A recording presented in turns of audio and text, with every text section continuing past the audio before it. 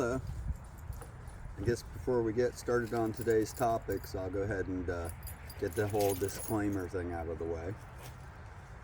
I'm not a lawyer, I'm not a doctor, I'm not a financial analyst. If you're coming here looking for advice, you're in the wrong place. There's none here. So if that's your intent, shrug off. So today's topic, and once again, welcome back. Thanks for checking me out. So today's topic is basically things I don't say. Okay? Words, and to some degree, a phrase. Okay? Real quick, the short list is, or the easy list is, accident, common sense, karma, perfection. Now, let's go ahead and take accident first. I'm not a big fan of the word. And I used to use it, and I heard something that was a bit of an epiphany, that a lot of legal bodies no longer use the word accident when you have an incident. Basically, you wreck your car. It's not an accident. Okay? It's an incident. Why is it not an accident?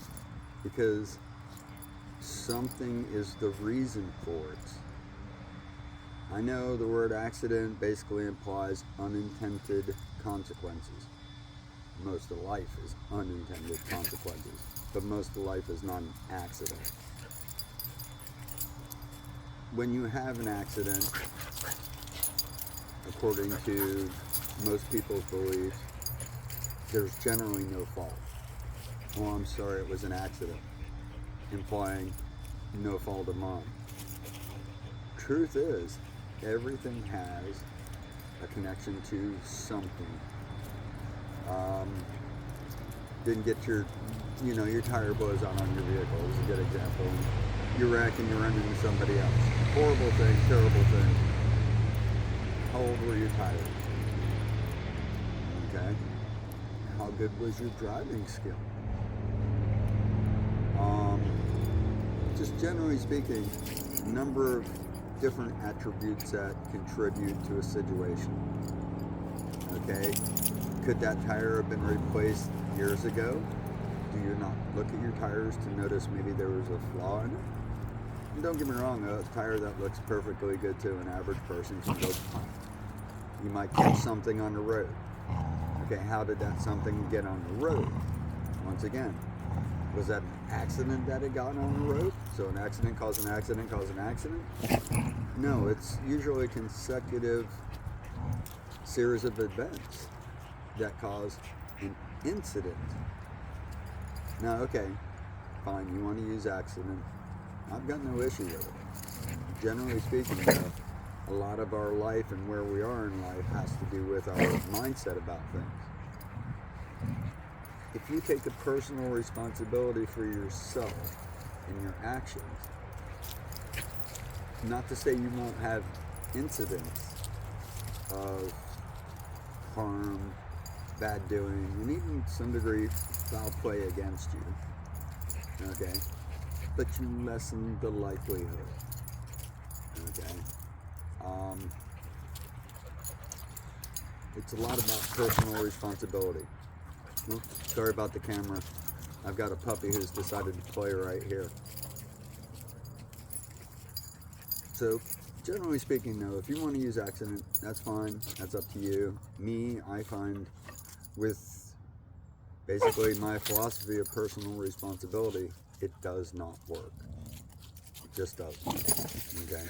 So that's one of the easy ones. Throw that out there. Blah, blah, blah. One of the other things, and sorry, once again, there's that stupid puppy. Let me correct him real quick. Go. Go on. Go. Take your toy and go. You gotta love him. IQ of a 5-year-old at the best. So anyhow, the next thing is common sense. I hear common sense used so regularly. My answer to common sense is usually common sense isn't common, good sense less so. Okay, once again, common sense isn't common. The last part's pretty obvious. But why isn't common sense common?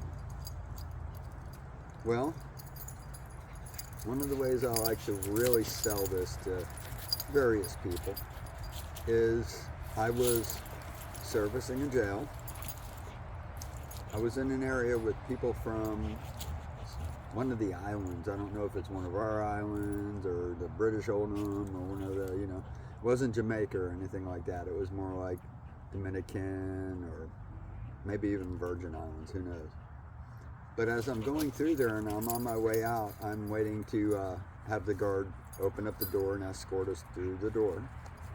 And there are two gentlemen with a slice of cheese. Now, not just, off of a wedge kind of slice of cheese. We're talking that good old American nastiness wrapped in plastic. Yes, the single slice cheese. Now, if I handed it to you, you'd probably open it right away. If I handed it to most people, they'd open it right away. So you would think, well, how do you open it? It's common sense. Okay. This brings me back to those two gentlemen, their slice of cheese. I am watching them turn it in every direction, flip it, flap it. I'm starting to watch them squeeze it in the corners, thinking maybe they can push it out of an opposite corner. So before they get too far into destroying this nasty goo that we call cheese, I asked the guard if he'd mind if I assist, and the guard was okay. He's watching and he knows who's who. So I walk over to him. They don't speak a lick of English. I have no idea what the dialogue is they're speaking, so communication is going to have to be delicately done. I walk up to them, and they're not really paying attention. I kind of gesture to get their attention, and I gesture for the cheese to go into my hand. I give them kind of a, do you mind? That in my hand. They communicate. They get the communication. They hand me the slice of cheese. I show them to grab that one leaf that's partially laid over and lift it. It was an epiphany. Something they never thought of. Generally, they don't eat that nasty crap. So how do you open it? They had no clue. It wasn't common sense to them. And this is where I have difficulty with common sense. If we don't share experiences, whether we share them together, all right, or not, is a big difference. But nonetheless, if we don't share experience, you've never ate the American cheese. Let's say, good example. Let's say an Englishman comes over here unaware of our ways of the road. His common sense, you drive on the other side. He gets into an accident. Somebody looks at him and says he was driving on the other side. You might not think he had any common sense. No, it's not to say he didn't have good sense about him, but it wasn't common to him. Common to him is just the opposite. Ketchup and French fries. They go together.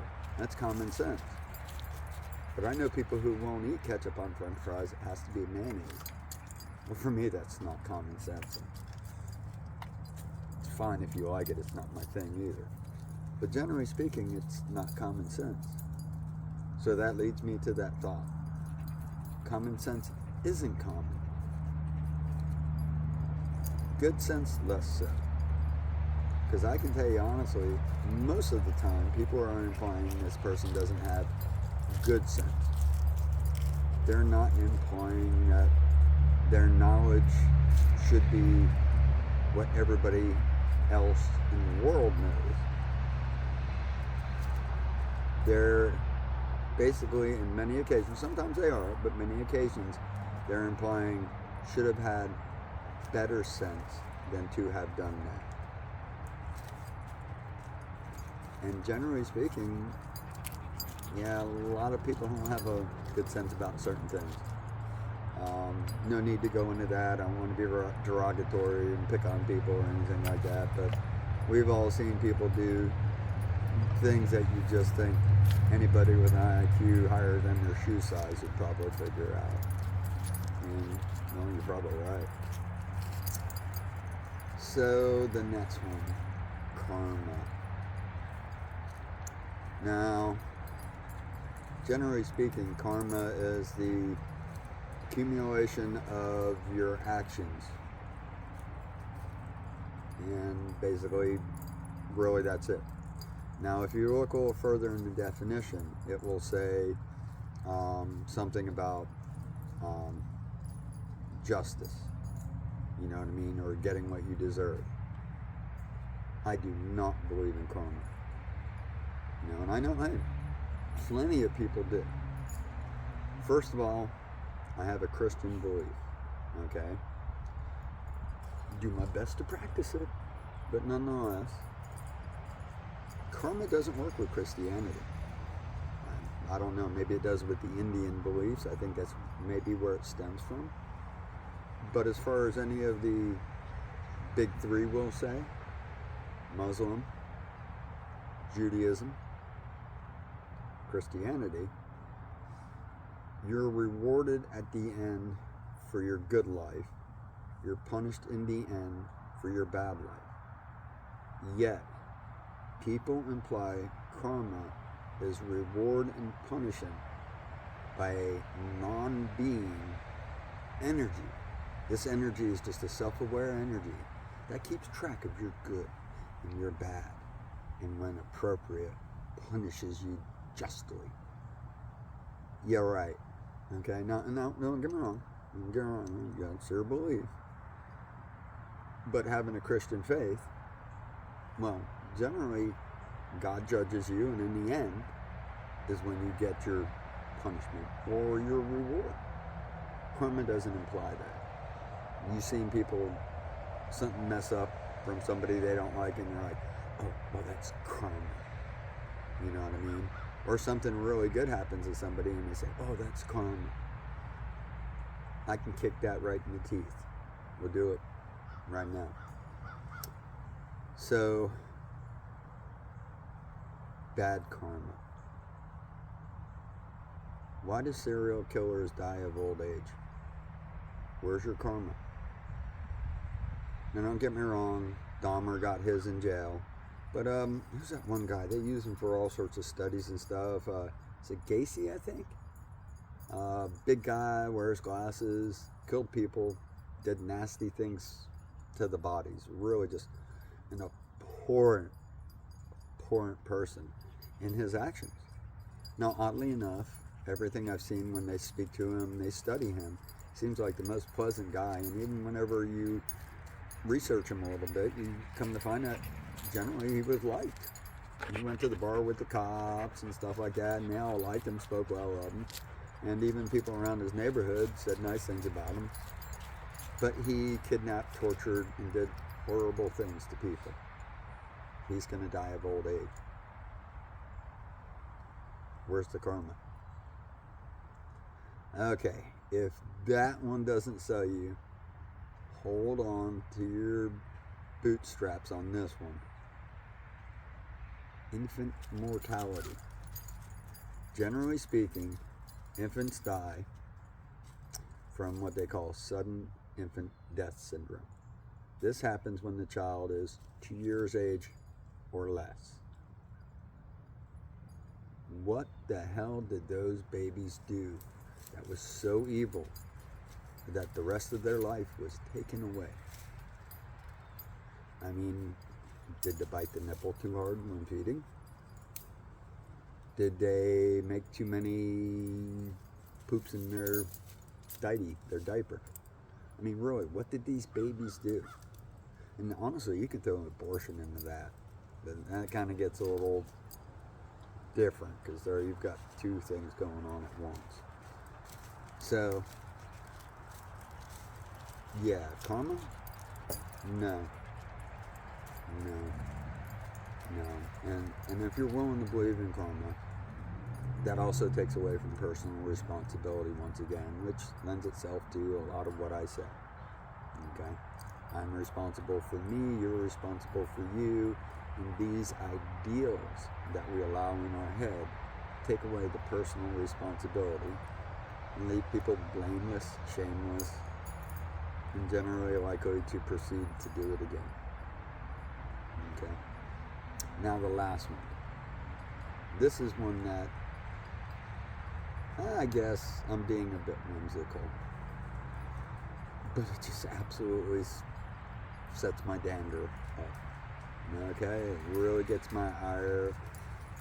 You can put different comments in there. I'm trying to not be profane. Perfectionist. I cannot tell you how that just immediately makes me want to smack somebody. Now, I would not. Alright, that's not worth smacking somebody over. Hurt a family member, steal something of mine, yeah, we got a different game. But a stupid comment like perfectionist, it's not worth the effort. But I do like to slam those who use it. Okay, so perfection. Flawless. Without need for advancement or improvement. Okay? For something to be perfect, it is the end product completely. There can be no better. It's perfect. It is the best possible. Okay? Whether you write the perfect letter, that means no other letter in the world will be perfect. Because that is the perfect letter. You know, the perfect song. Oh, that's the perfect song. No.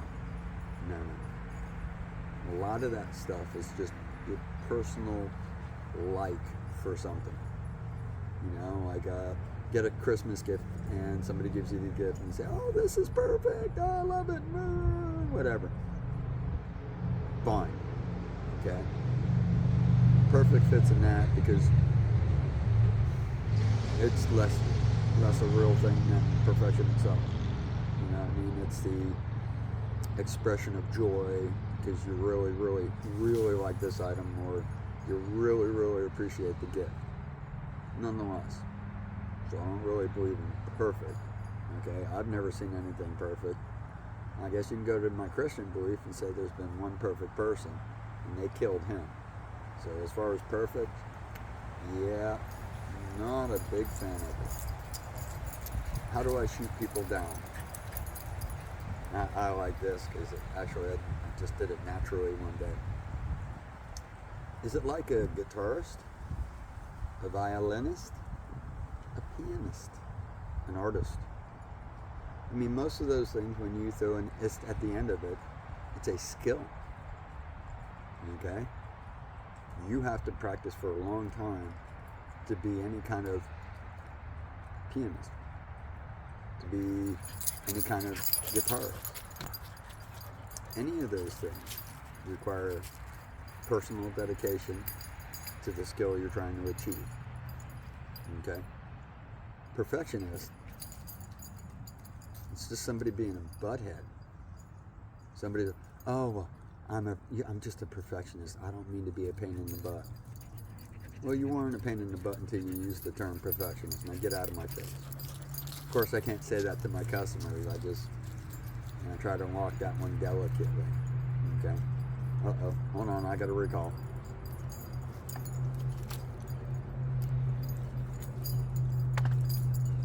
Joy with a deaf dog. Alright, so that usually stops people in their tracks. I mean, they really generally just go, oh, well, I just want it to be the best it can. And I say that. Don't imply you have a skill set that makes you more aware, better apt to achieve, or better apt to judge perfection. Okay? You're not that special. None of us are. Alright? And I know, being whimsical with it, because a lot of people will say perfect and they don't really mean anything other than they're very pleased. Okay, and that's fine, I understand. But those are 4 things you generally don't hear from me. You know, I'll never make the perfect vehicle. A lot of what I say will not be common sense to some, be good sense to others. Karma, I'm not looking for it. Accident, I'll do my best never to be part of one. Not to say I won't be in an incident, because I have in the past, but you understand now those 4 words. Basically, don't say them. Just get them out of your head, get them out of your mouth, and you'll have less issues to deal with because you'll be personally taking responsibility for yourself. So once again, 4 things I generally don't say. All right. Well, I appreciate your time here. Thanks for coming back again. If you want to give Al Gore some rhythm, hit the like, hit the subscribe, and honestly, if you really want to hear what I got to say next time, because God knows what I'm going to say, hit the notification thing. You get all 3 of those things, you'll know when I pop up. Okay, and I'm going to pop up a lot. I figure at least once a week. So, hope to see you next week. As always, I appreciate your time. Appreciate you listening to what I got to say. I'll know if it's motivated you, helped you, or was just entertaining to you. But once again, thanks for spending the time. Good day.